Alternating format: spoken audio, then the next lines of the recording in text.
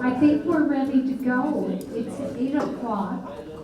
The topic is on the screen, the importance of agriculture in our community.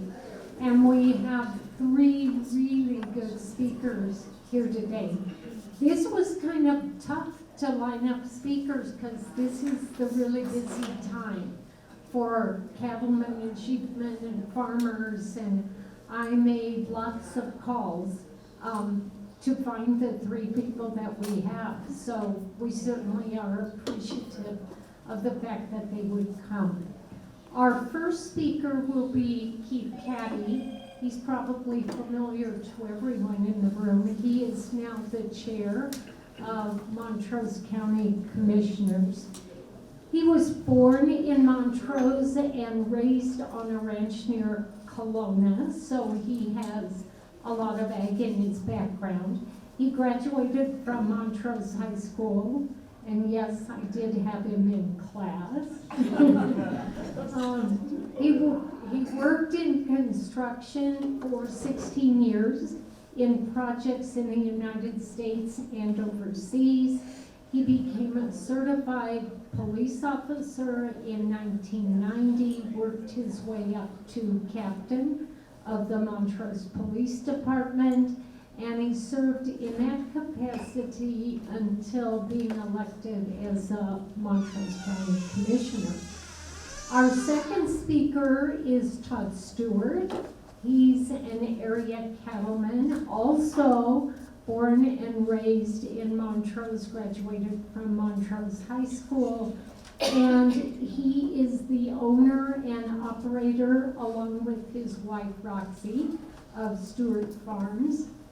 He's president of the Uncompahgre Cattlemen's Association, and he's also on the board of UVEA, Uncompahgre Valley Water Users Association. I always try not to have to say that whole thing, but he is a board member of that group as well. Our third speaker will be Marc Catlin. He is our representative to the Colorado House of Representatives, native of Montrose County. He grew up on an irrigated farm raising row crops, and those of you who've been in the valley for a long time know this sequence. It was sugar beets, and then it was Coors barley, and then it was corn, and he also seed beans. He put that one on there as well. After leaving farming, he opened his own real estate office and then was snagged by United Banks of Colorado, where he became an ag lender. He was manager of Uncompahgre Valley Water Users Association for 15 plus years. Is that about right? It was a long time. And he now serves on the Colorado River District Board of Directors. He also was hired by Montrose County as Water Rights Development Coordinator, so he certainly kept his fingers in the pie when it comes to water. He also, and you may have heard him, had a radio show on KUBC AM called Diversions. It was a weekly talk show where he talked about agriculture, water, and business. And so he kind of encompasses the whole picture, which is why we're gonna have him wrap things up, and then we'll go to questions. If you're new to the forum, we save questions till the end and ask that you raise your hand. We'll circulate the mic. The reason that's important is our good man, Will Woody, in the back of the room is videotaping all of this, and people who are viewing it online can't hear unless we've got the mic engaged. So, without further ado, I will turn this over to Keith. Thank you for coming. Welcome. How's everybody today? Hopefully you're having a good day. Good, good. I got a question for everybody in here. One question. This was asked in a forum years ago, and two of us raised our hands in that room. How many are actually native to the Montrose area? Well, that's a much bigger class than I've seen before, which is good because the one I was at, there was two of us that raised their hands that day. And the reason I'm here today is to explain some things to people that aren't from the valley, that aren't familiar with agriculture. I think agriculture is one of the biggest things that drives this community, and that's what it's based on, with the tunnel coming through and opening up, I think, about 80,000 acres of irrigated land back in 1909. I don't know when it was here, something like that. But as Montrose County, we recognize the need to support our agriculture in the community. It is big business, and we got to look at agriculture as business. It's not just the family farm and mom and pop. It's business, it's corporations. It's like any other business that a lot of you have ran in your lives in this room. And we need to look at that. It's like going out in the country and you think you're going to have a picnic in this field. Well, that's just like somebody going to have a picnic in your boardroom. You know, there's certain things you just don't do in the communities. And that's why we passed the Rights to Farm and Ranch policy and the resolution we did. We want to educate the people that are coming in to Montrose to where the transition to living in a rural community is much easier for them, and it doesn't cause conflict with your ranching neighbors and your farming neighbors. Some of the things we talked about were, that's not going to work, watch this. Okay, thanks. I checked it just before we started, just for that. That's the way it always works. Landowners, residents, and visitors must be prepared to temper their urban sensitivities. And I think that's really true, because you come here, you buy a piece of ground out in the country, that's your dream to get out of the city. And I can't blame people for doing that. I would not want to live in Denver. I wouldn't want to live in New York. I wouldn't want to, especially San Francisco. But you're going to run into different problems that you might consider problems, or different situations that you don't understand. And you've got to accept the sights, sounds, and smells of rural Montrose County. And that means that they'll be out there at 5 o'clock in the morning baling hay. They might be out there at 11 o'clock at night baling hay. Tractors are going by your house. That's just business, and we've got to realize that. They're going to spray the weeds. They're going to spray the corn. They're going to side dress the corn. It's noisy. It's smelly. You've got to look at those types of situations when you come into an area like this. I know when I worked at the police department, this lady, the family had bought a piece of ground on the west side of Montrose, the city of Montrose, right next to the cornfields. And she was always complaining, well, they're spraying weeds out here and I'm allergic to the spray, or there was always something. And I thought, well, didn't you really realize what you're doing when you moved into that area? And that's why we try to educate the people when they move into this area. And one thing that we've done, and actually Sue Hanson's done, is come up with the Code of the West. And it's a bunch of ideas to make the transition easier to live in western Colorado. One of the biggest problems we ran into, and I know the Sheriff's Department is irrigation ditches that go across the property. How many people have an easement that goes across the property here? A lot of us do. A lot of us understand that that's somebody's ditch. They own that right away, and they have the right to go in and clean that ditch. And it's not your water, unless you have rights to that water. And we always have problems with people transitioning from that urban environment to that rural environment on the ditches. So again, it's a matter of getting yourself prepared to live in rural Colorado. One of the things that really brought this to our attention, and this is scary, $81 million is what we're looking at right now. It is down 21% from 2012. They're in the process of running another ag study. And I brought some forms up here, or some information sheets from the USDA that runs these studies every 5 years. They're in the process of doing a new one. This is the 2017. And you can see what Montrose County is doing in the Market Valley, the products and stuff. But this is still a big ranching company. One of the things on here, it's land use by land that's used as farming. 65% of it's grazing properties, it's pasture. 20% is cropland, 10% woodlands, and 4% others. So it's still big sheep and cattle country, but we're losing those numbers. A lot of that is coming because of the drought that we're experiencing here. A lot of people are calling back on their herds. They're making the herds smaller because they can't put as many cattle and sheep out on the range. And also, I know Marc and I were talking about cutting back on water shares with the Uncompahgre Valley water users. Later this year, if they don't get any more water, what are they gonna do with the crops that don't make it, if they're having to cut back on their water percentages? So we got 1,135 farmers in the valley. That's a little over about 2.5% of the people that live in this valley if you use 43,000 as the number.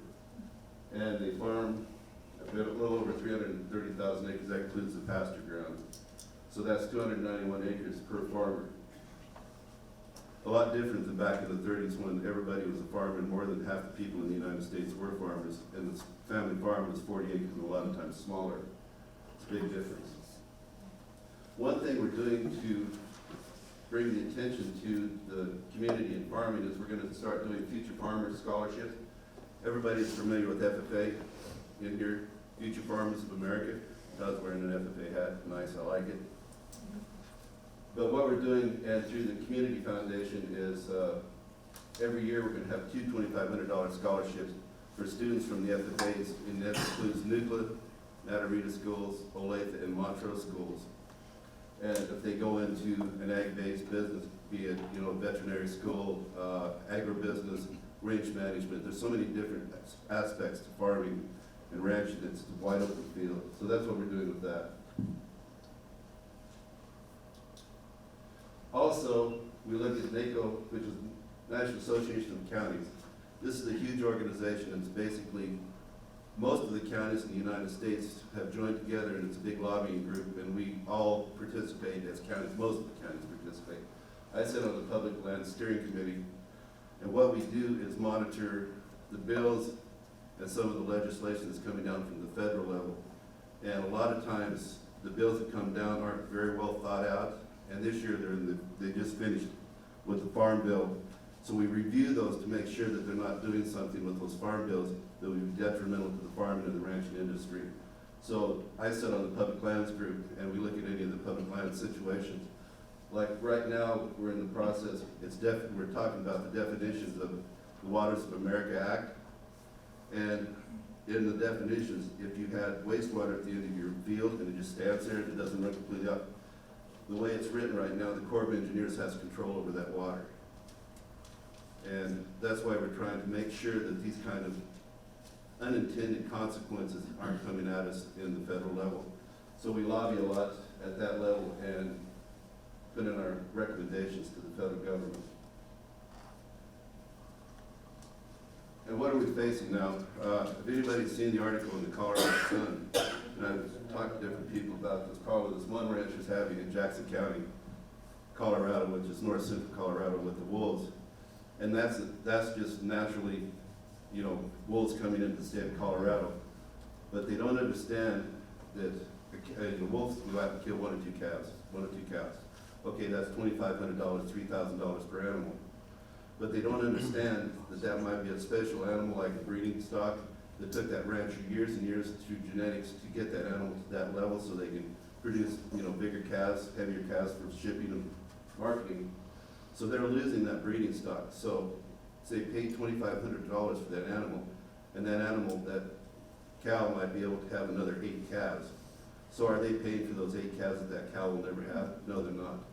So the state has not thought through the situation on introducing wolves, which it's the law, and it's going to happen.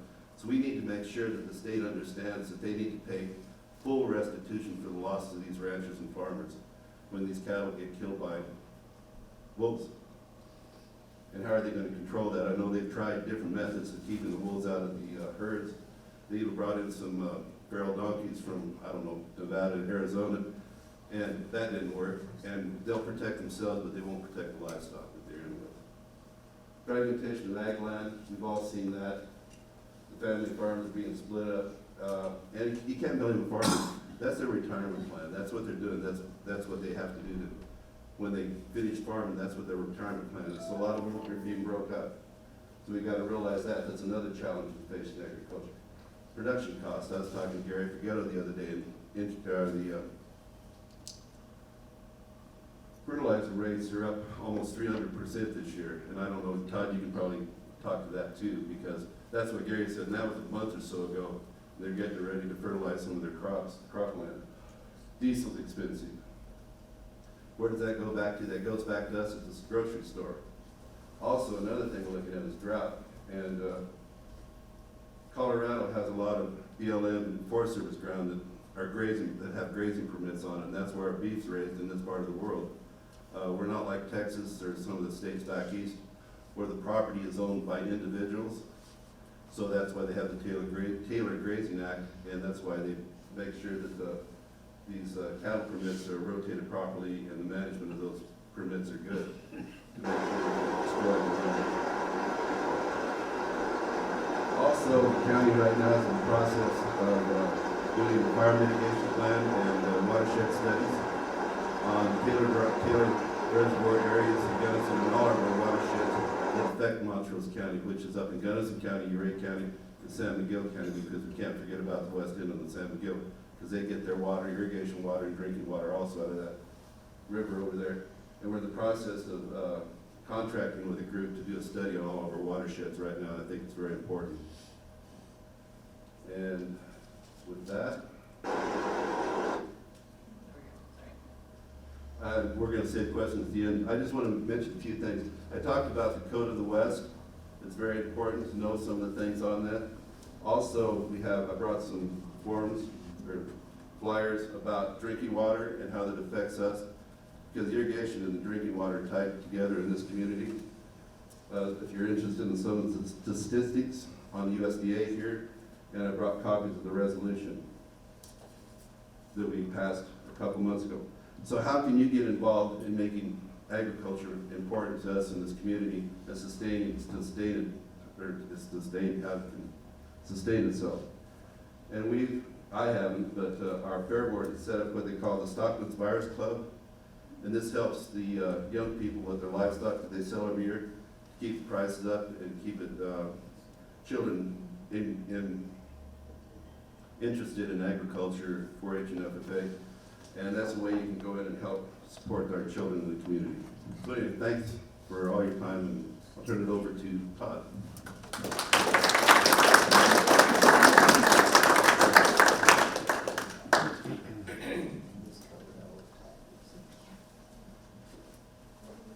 Good morning, everyone. I'm Todd Stewart. Like he said, I'm a native.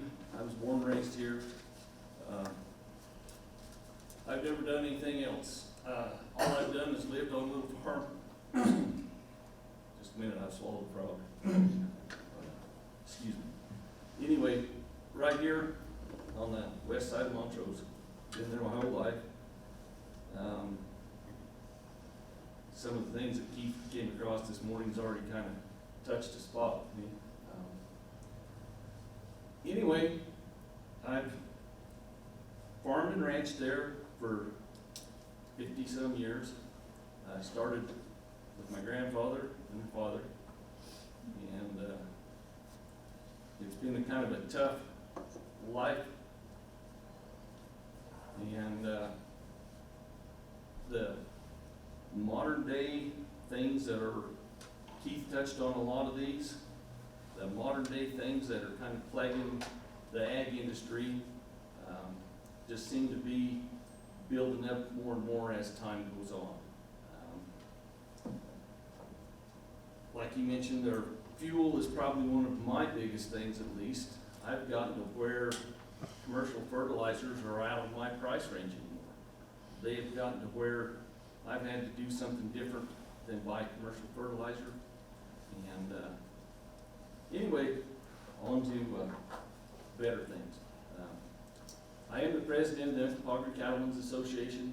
I have always been kind of unhappy with people that come to our community and have time. They've retired, they have time to come here, and they want to be on all of our committees, boards, and this kind of thing, and they have time to do it.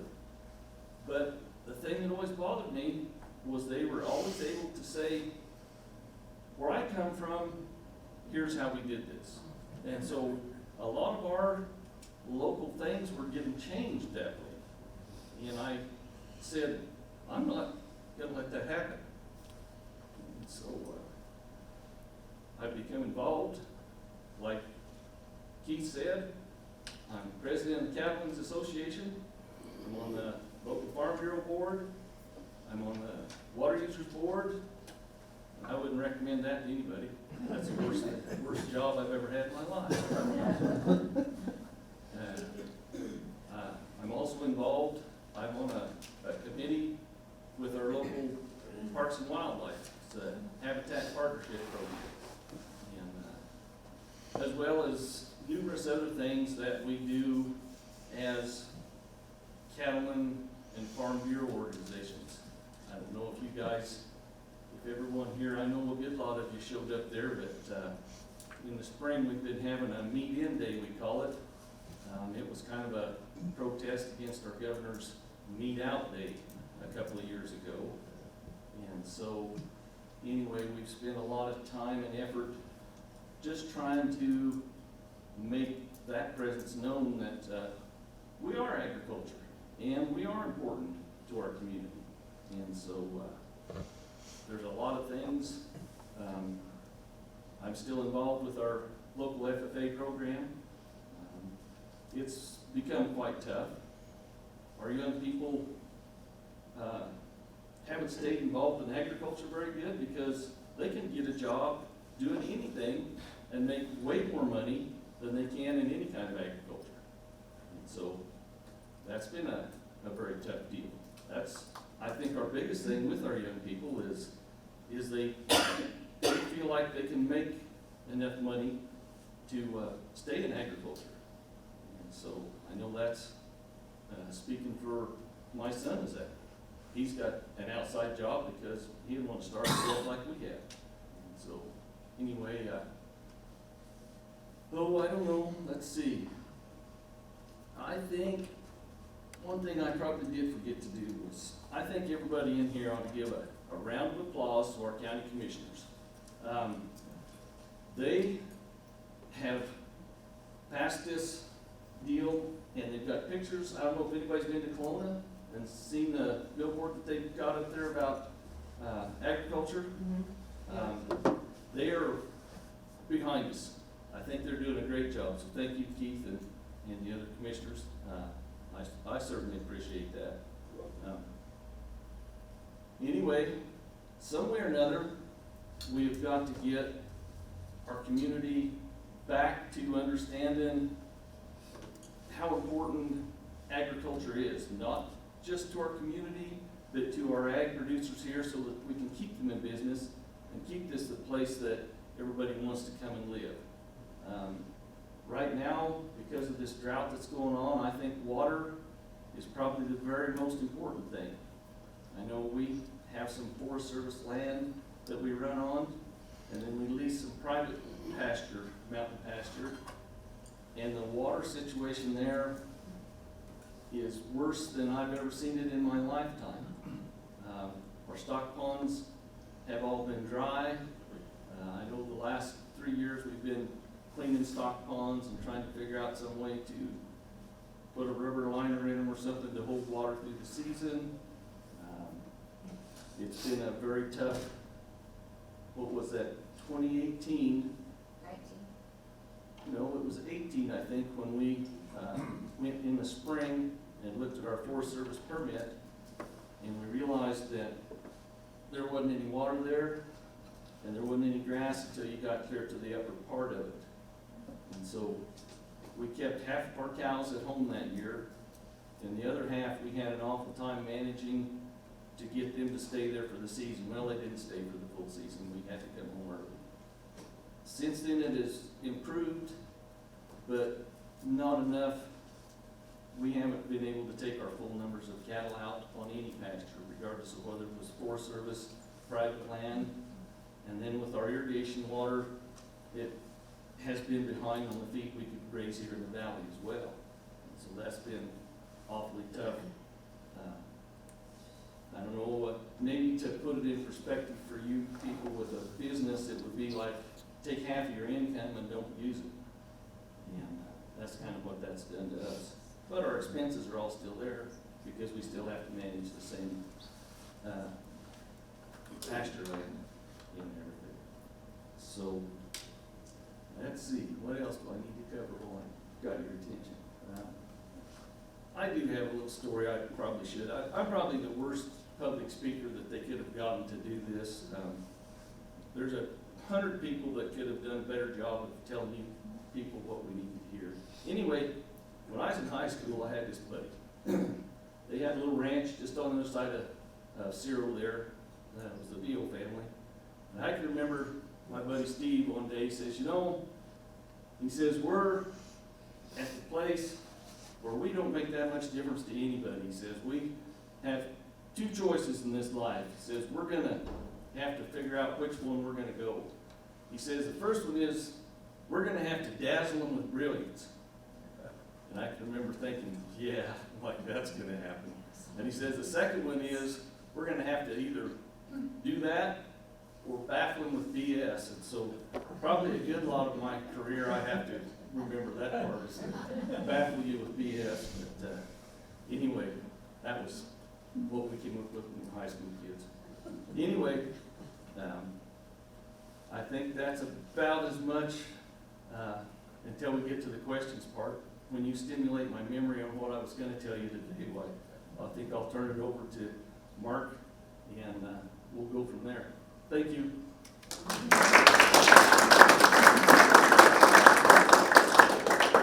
Well, thanks. I don't think they could have found 100 people better. One of the things about these kind of meetings is that, you know, we need to speak from our heart. We need to tell you what we know.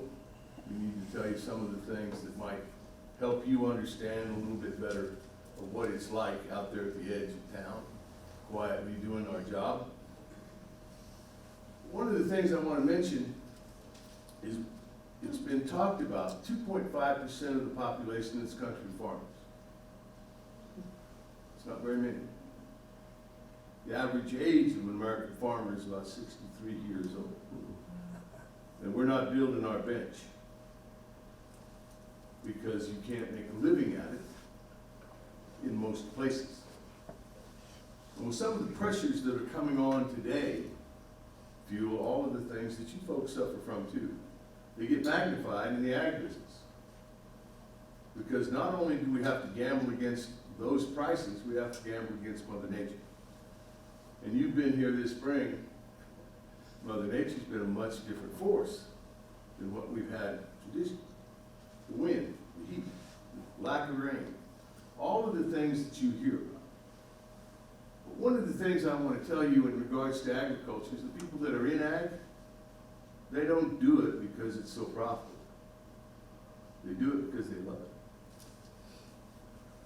You know, when a calf is born at 4 o'clock in the morning, and the guy that owns that mother calf goes out and realizes she's got a problem, there's a parental feeling about that animal that was born that morning. He recognizes that calf from then on, the time that it's born until it leaves the ranch. He knows that calf. The same is true if you raise crops. When they struggle to come up, you're out there. You take care of that crop. You run the water. You run the cultivator. You do all the things that you can do to get it to come up. And after it's up, there's a parental feeling about that. I took care of that crop. And you do it from the day it comes up until the day it's harvested and leaves the farm. That's something that you can't really sell. But that's something that happens. Every farmer I know has the same kind of feeling about what they do for a living. Doesn't matter if it's a small organic farm or a massive corporate farm.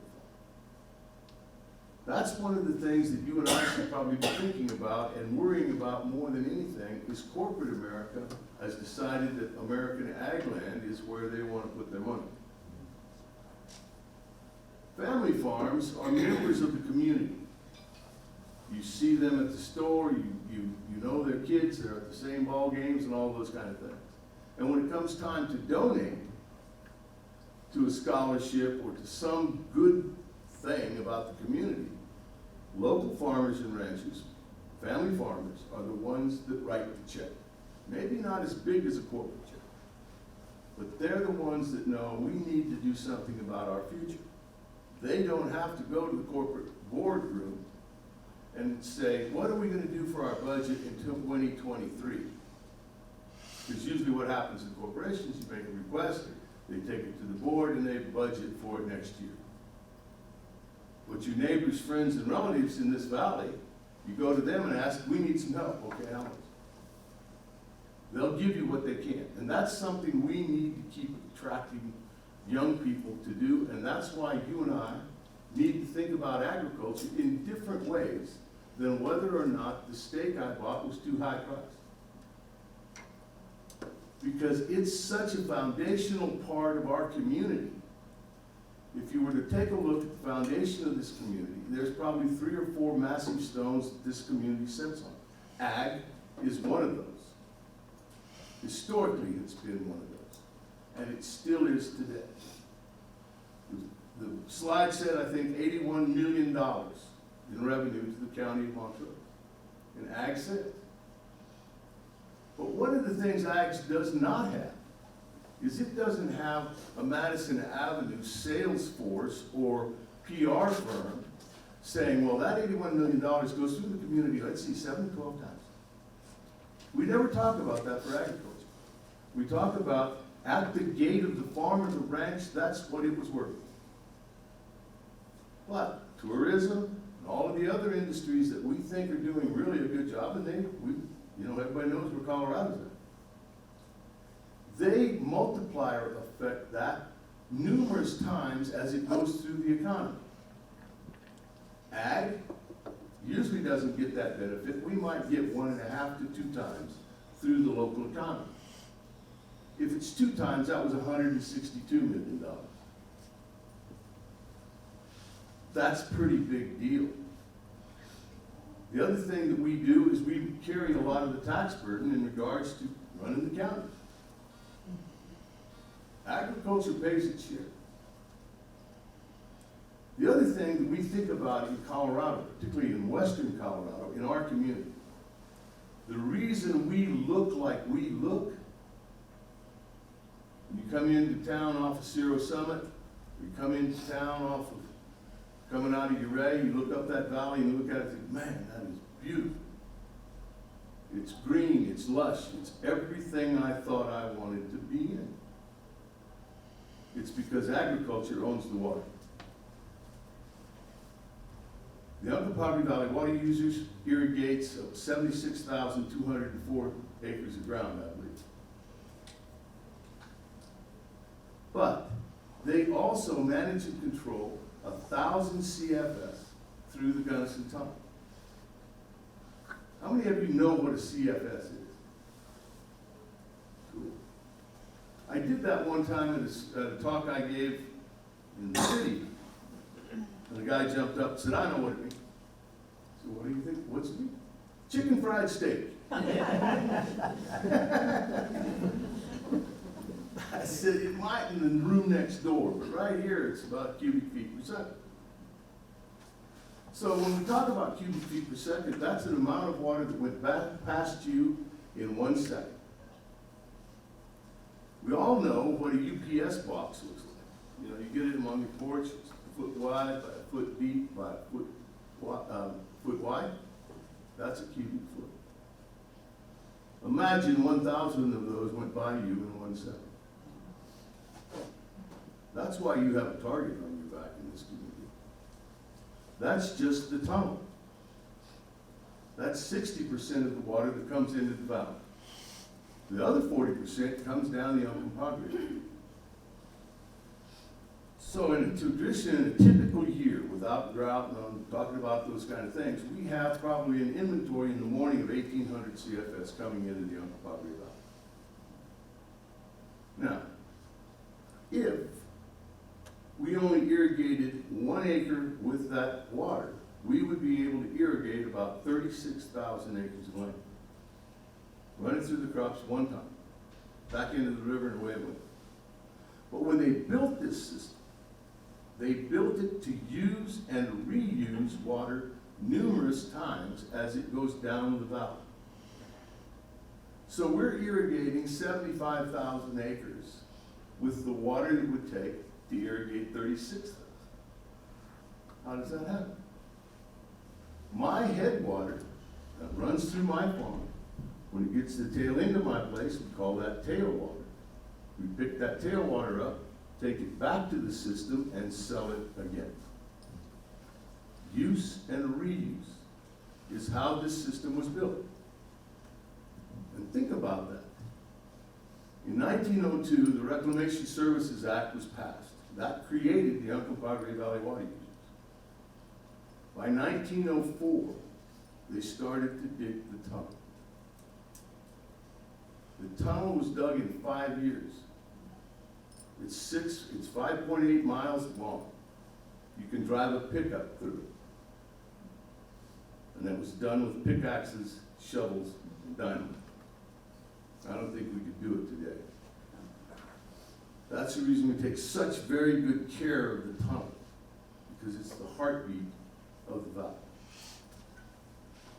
But when they built that tunnel and started to build the system, the South Canal, where it out empties out here at McGill Road, I think some of you know where it comes out of the mountain. It runs into the valley and turns left and runs to the south. Which way is downhill in this valley? North is downhill. There are no pumps in this irrigation system. We don't pump water up and then move it somewhere else. Those engineers were so sharp with that pencil and that and the rulers and slide rules that they figured out that the elevation of the tunnel coming out of the mountain was higher than what the elevation was out by Drought Road, where they inject that water into the Uncompahgre River. So I made a lot of beer money. I bet water runs uphill in this valley. Oh yeah, right. Okay, guess. I take them up there and they say, yeah, it is running up the valley. It sure runs. But those are the kind of things that we're beneficiaries of in this community. The other little side thing, the men who designed and built the South Canal, when it was finished, they didn't stay to complete the system. They were taken to the Panama Canal. That team went to the Panama Canal. We had some heavy weights here in this country. So, those are the kind of things I don't think we realize. We're beneficiaries. Water's become such a luxury that all we have to do is look at it and say, well, I need water, turn it on. And not necessarily at the fountain, but in our yards, on our farms, running under our county roads. Look at the amount of water that's in this valley. Now, superimpose that onto what you see in the news. Everyone is short of water. Everyone is looking for new supplies. Everyone thinks that, well, I don't know, maybe it was just ag could give up a little bit. And that's being said. We're asking agriculture to fallow, in other words, not irrigate and or farm, acreage so that we can leave the water in the river so that it can go to someone else to raise grass. What's the economics of that? Because when we irrigate grass, and I'll talk about that in a little bit, when we irrigate grass, it comes out of the domestic water supply in these communities. So they take drinking water, treated water, the value of that's much higher than raw water, and use that to irrigate non-essential crops, grass. Yet we go along with it because it's domestic water. We need to change how we talk about things. Domestic water should go into the house. It should be used for cooking, washing, cleaning, drinking, those kind of things. Because here's the deal. From the water pipe in the center of the street into the house, we lose 50% of the water that we deliver because it's being used to irrigate landscapes. That water we don't get back into the system. The water that goes into the house, we can reclaim 90% of the water that's used inside that house. Because it goes into the sewage system, comes down, when we treat it, we either put it back in the river for somebody else to use, or we pump it back up to irrigate parks and those kind of things.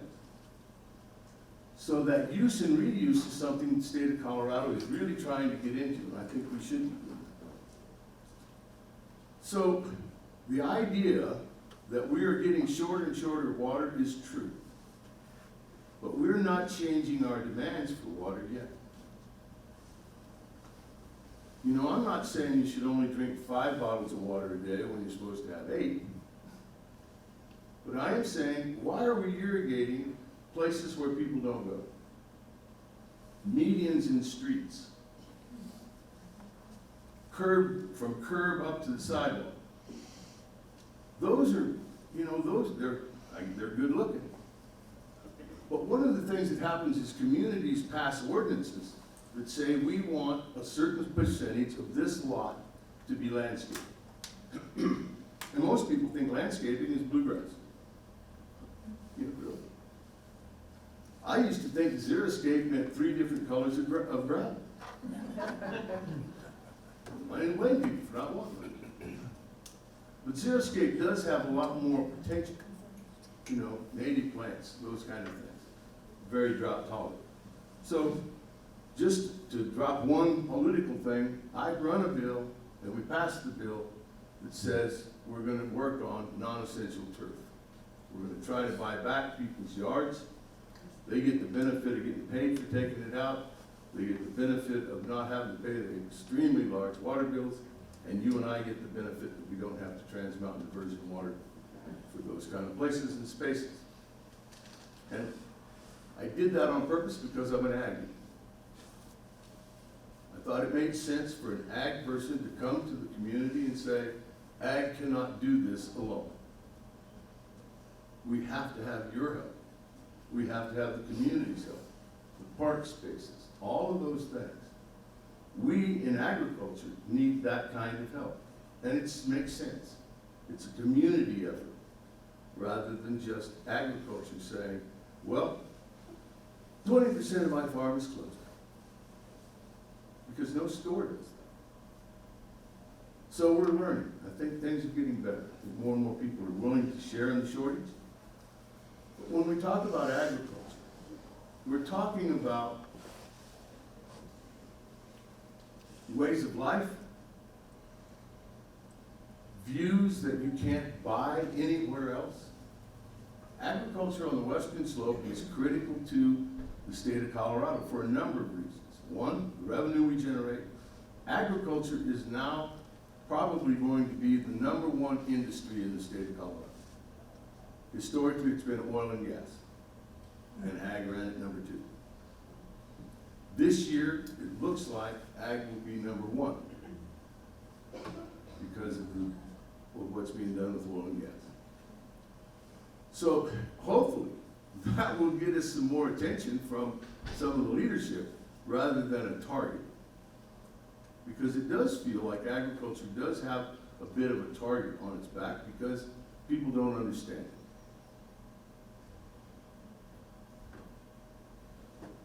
People that own a water right take care of that water, and they take care of that water right. You don't see agriculture running water down the road.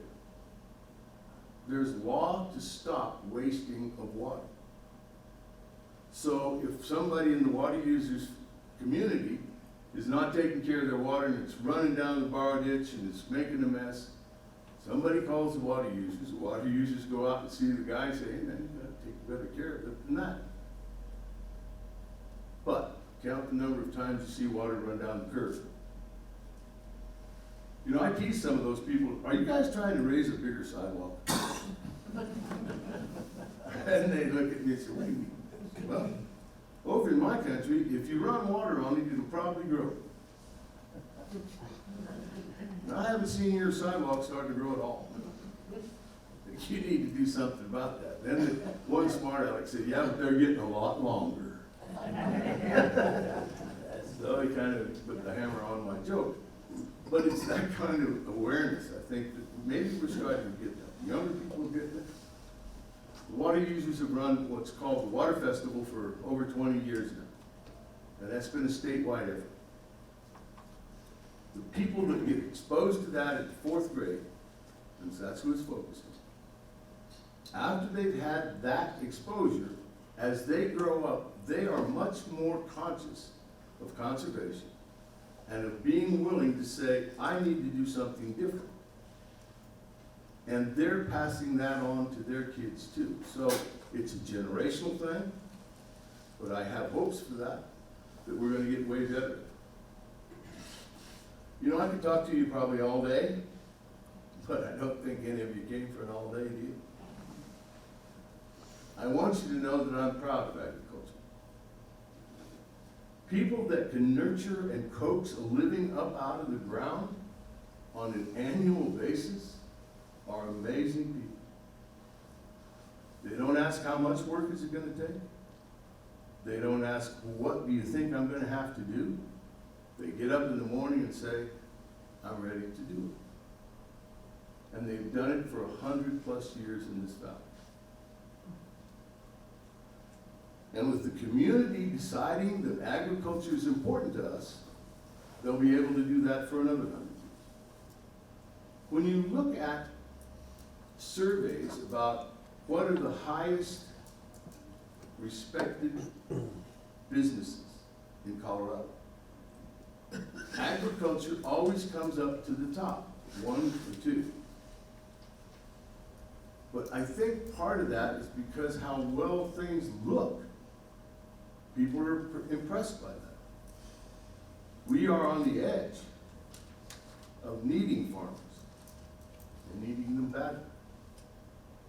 So with only 2%, 2.5% of the population being in ag, we need to really think about that. The other thing I want you to remember, we worry about growth in our community, we worry about losing agricultural land, we worry about losing ag land all over the country. But I'm a believer that profitable farms are not for sale. So I want to leave you with this. Just before COVID, we had really made a lot of progress on advertising, know who grew your food. Remember that program? Buy your groceries within 150 miles. Some of those kind of things. COVID shut that off. Hopefully, the state of Colorado, through Colorado Proud, and some of those programs will bring that back to where we feel like, yeah, I do want to know who raised my steak. Yeah, I do want to know where that sweet corn came. Anyway, thank you very much, and your attention here, being here, says you do care about agriculture, and I thank you for that.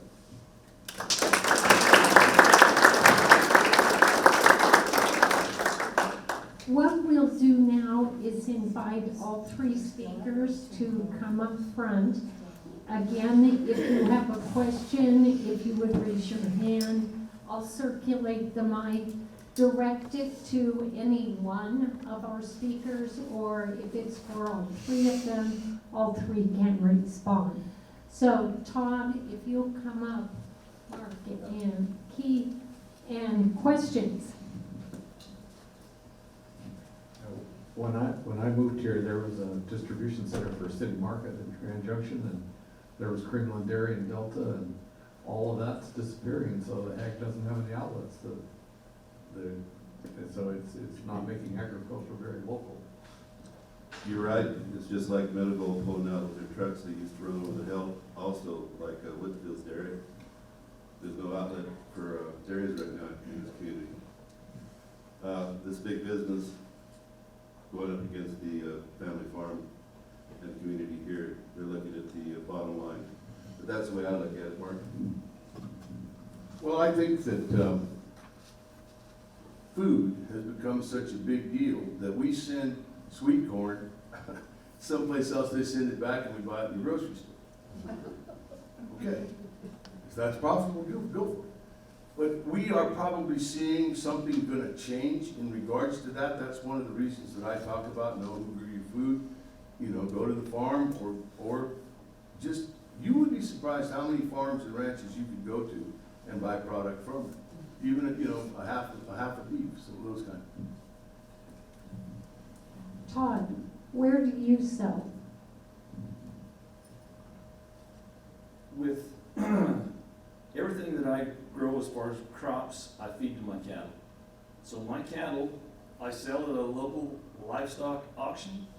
I used to take the time myself to take them to a feedlot or the eastern slope.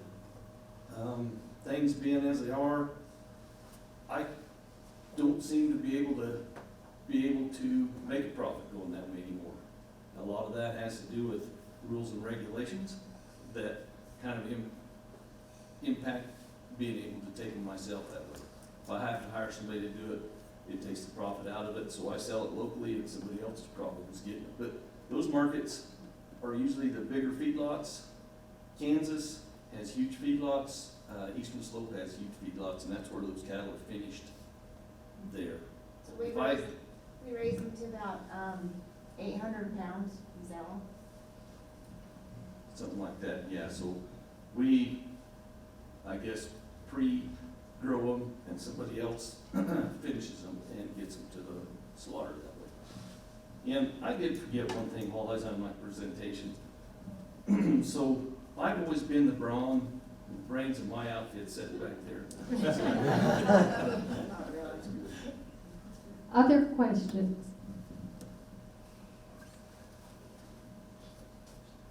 Thank you, Kathy, and thank you all for being here. Commissioner Caddy, thank you and the other commissioners for the resolution on agriculture. That was very, very positive. This question is to you and to Todd. In the 1990s, late 1990s, we passed a sales tax exemption on farm machinery and equipment, and we did that to support agriculture. And in the early 2000s, commissioners, it is my understanding, did away with that sales tax exemption. So my question is to Todd, wouldn't this be helpful to have this again? And to Commissioner Caddy, what are your thoughts about re-implementing that sales tax exemption? It would help. Every little bit helps, for sure. We still do have some exemptions as agriculture. I'm not even gonna go into how many we have or anything. No, I think any way you can help agriculture to cut down their costs would be a positive to the community as a whole. I agree. I have a question, and I'm embarrassed to ask this because I'm on the city planning commission, and I don't think we discuss this when we review our properties coming up. But anyway, it was county planning commission. Is there anything ever that comes up about restrictions on new developments, about how that's going to be landscaped? Because I don't think we even address it. I don't think we're allowed to, actually. We don't have anything like that in county, no, I'm never gonna do it, but, with some new legislation coming down, it's something we need to definitely start looking at, especially on saving water and getting rid of the bluegrass that everybody likes. I went to the Water and Land Committee meeting last week, and I also went to the Project 7 board meeting, because I want more education. And at the Water and Land Committee, a man named Jerry Allen and RCS gave a talk on the soil health strategies that are helping sequester carbon. So I really think that that's spreading in our agricultural committee. And people are using that information. Well, there are a lot of changes in agriculture. Minimum till, some of those kind of things are part of this carbon farming. It's an awareness, we just have to get it out to the ag community, and it also needs to be able to help them be profitable. Rather than doing something straight out for just their neighbor, we need to figure out a way that that's profitable in some way or another. And Marc, also, where can we get information on this cash for turf bill that you got passed? Well, the governor's supposed to sign it today. Oh, It was big of him to let me know last night that he was gonna sign it today. So I'm here and they're signing it there. But as soon as it's signed, then CWCB and them will start to write how the grants will be written, where they'll go. The big thing is communities that are already trying to do this, we want to add some dollars to that, and we want to incentivize communities that don't have a program to get a program so that we can help bolster that. I'm trying to influence the Montrose Recreation Center to do more with all their grass. Sure. Well, we're starting to be aware. One thing I can say on that is, if we would take the water we're using on the several hundred acres of grass we got in Montrose and took a third of that water, probably a quarter of the water you could put into vegetable farming on the same piece of ground, you could probably raise enough vegetables to take care of yourself in your own homes. My backyard's huge. I could raise enough for probably more than the block itself, because it is a big backyard. It's probably close to a quarter of an acre. I could raise a lot of tomatoes on that. Too big for the show. Oh, air tractor. It is a lot of work. These are mostly comments. I have 3 of them. My first comment is on the wolves. They keep talking about the killing of calves and cows that's been happening in our North Park. But what about all the other herd cattle? As far as the fear, they can see their partners getting killed, the emotional effects on cattle. They never talk about that. Number 2, there's over 25 golf courses in St. George, Utah, 18-hole golf courses, and that water is coming out of the Colorado River. And number 3, there's still water companies that their rates are based on decreasing block rates. The more water you use, the cheaper it gets, like California, Southern California. So these are the comments, and I want to just thank the 3 of you being here and trying to get people on board. Thank you. Just a little more information on how wolves affect cattle. When the bill started going through here a couple of years ago, I contacted the head of the Cattlemen's Association in Montana, Wyoming, and Idaho, and they found when there's wolves in the area, it cuts down on the shipping weight of the calves. They don't ship as heavy because they're stressed. The animals are stressed. They keep herded up closer. They don't go out and feed like they're supposed to. So there's a direct effect. Even when the animals aren't even being killed, they are concerned about the predators in their vicinity. So it does affect the shipping weights of those cattle.